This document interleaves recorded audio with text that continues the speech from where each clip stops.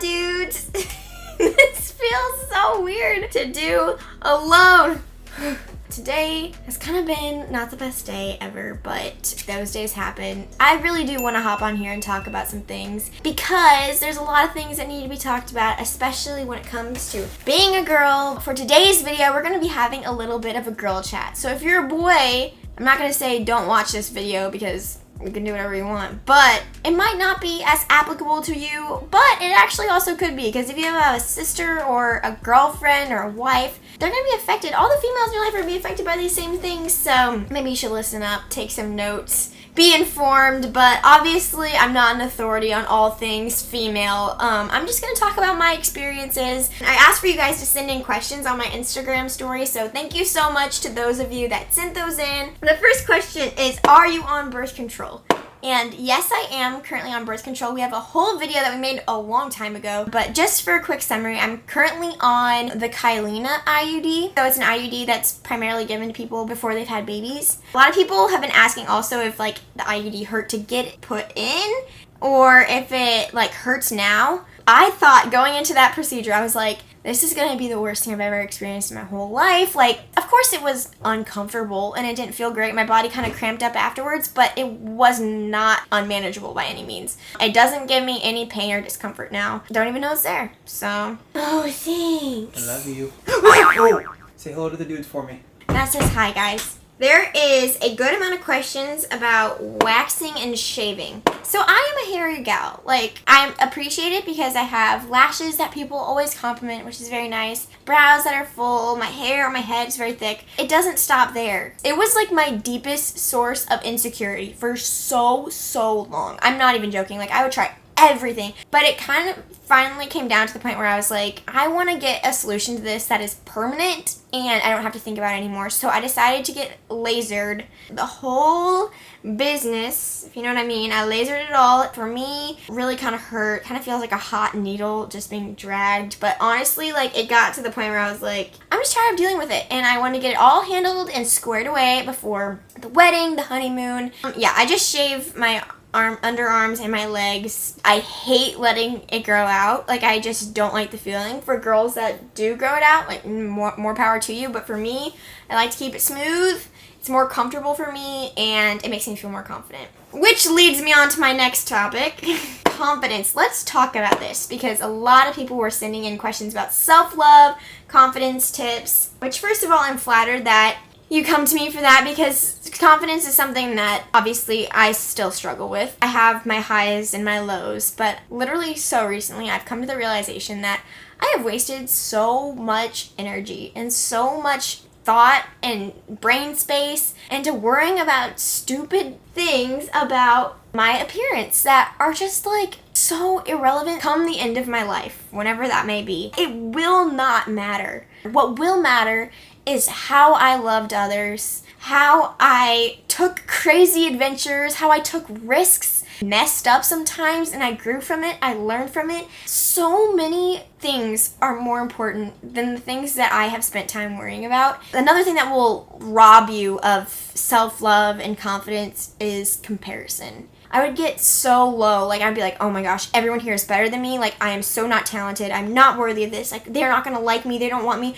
all these things. And that was because I was comparing myself to people around me. Like, if you're on social media, I know that we always talk about topics like this, but it's so true. We're not made to be compared. Everyone's on their own journey, everyone's going through their life in a different way, everyone's going through their own struggles, triumphs, and failures. We're not made to be compared. Okay, I'm just gonna get this one out of the way because so many people are asking about the first time. The first time was actually on my wedding night. It was not scary. It was very safe. I felt very comfortable. I felt very loved. It was like all about love and just intimacy is what it was. But my first time wasn't something scary, wasn't something I regret, obviously. Like, honestly, such a beautiful experience, and it's not something that should be honestly taboo because we should talk about these things. My advice would be any young woman that has not partaken in intimacy up to this point, make sure that you are 3,000% comfortable and 3,000% ready. If there's any lingering doubt or anything, just hold off. There's no rush, and I think it would be a shame if your first time was something that you regretted. You know what I mean? So, do you like tampons or pads? Okay, so something I should address is that because of the birth control I'm on, it's a hormonal birth control that it's very common for the birth control that I'm on for it to completely, like, make you have no period. So, I haven't had a period since I basically got that birth control. But when I did, I actually used neither. Towards the end of when I was getting my period, I used a menstrual cup, which I know is sounds so terrifying and so weird and kind of gross. I personally really liked it. I first used it because a friend had recommended it to me. I would say for the last 8 months leading up to the wedding, I used that when I was on my period. And basically it's just a cup.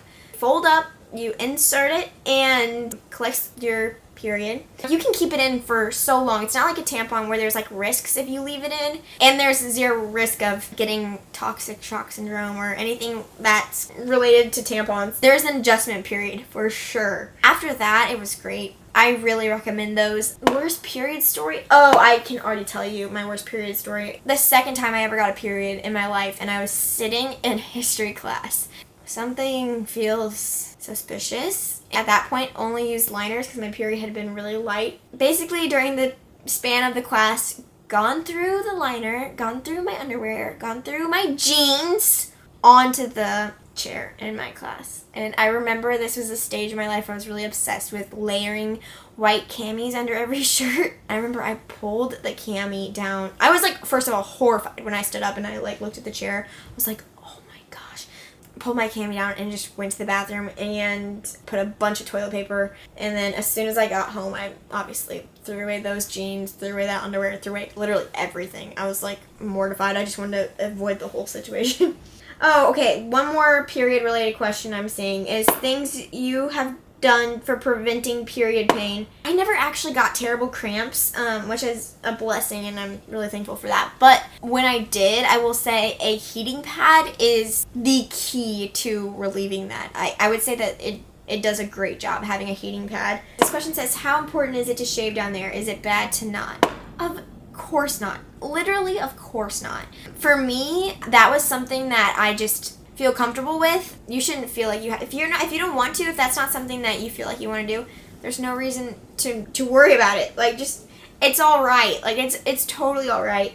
My tips on shaving are always have a fresh razor on hand. I would not use a razor for too long, and always use shaving cream. Also, heck, this tea is still hot. I wasn't going to talk about it, but I just see so many questions about it. So I'm just going to give my little tidbit on modesty. Everyone has different feelings about what is acceptable and what is not. For me, bodies are not inappropriate.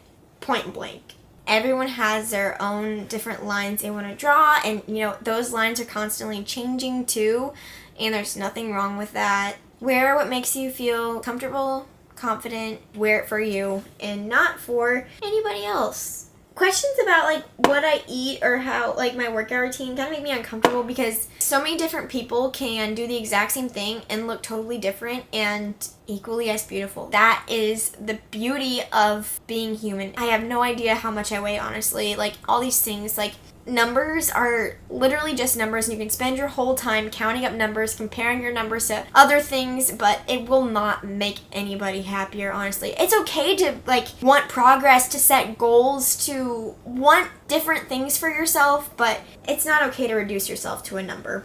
You're worth so much more than a number. Let's not worry about that anymore.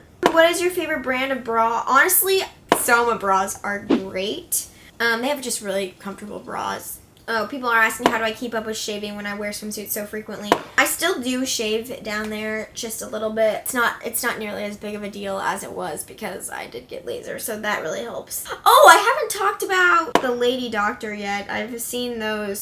I've only gone once or twice. Someone correct me if I'm wrong in the comments. If you haven't had sex up until the point where you're 21, you don't have to go. And then you have to go every year after that. Unless, obviously, if you're having a concern, go in sooner than that. You do it. This is their job, and they're very used to it, and nothing's going to shock them, and it's very important to keep up with your health. You're worth taking care of. Someone said, do you always have to pee after sex? Yes, you do. I learned that the hard way and got a UTI, so you guys, listen to me.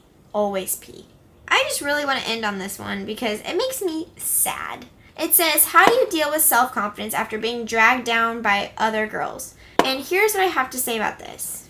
Girls should really uplift and encourage other girls. More than anybody else, we have to have each other's backs because we know our experience as females, not that all men are evil, but like there's an understanding, woman to woman understanding. Correct each other in love. I hate when I see circumstances where women are gossiping and tearing down other women, or even just publicly like commenting, or you're just saying hateful things about another woman. It's like, that's your girl, that's your homie. Like, let's not tear each other down. Like, let's lift each other up. Let's encourage each other.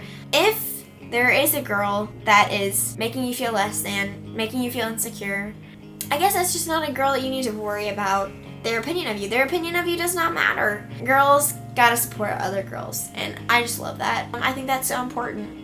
I hope that this was helpful for some of you. I know that I looked up some of these questions because I felt too embarrassed to approach people in my actual personal life about them. Basically, I just want to be here in this space as a voice on some of those things, just kind of like a friend or a sister online. It is a little bit scary putting yourself out like this, but obviously these are just my experiences and my opinions on things.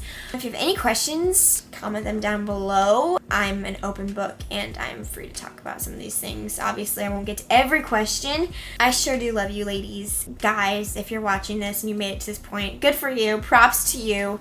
I sure do love you guys. We just gotta encourage each other. We gotta love each other. We gotta lift each other up. Anyway, that's all I have for today. Until next time, peace out, dudes!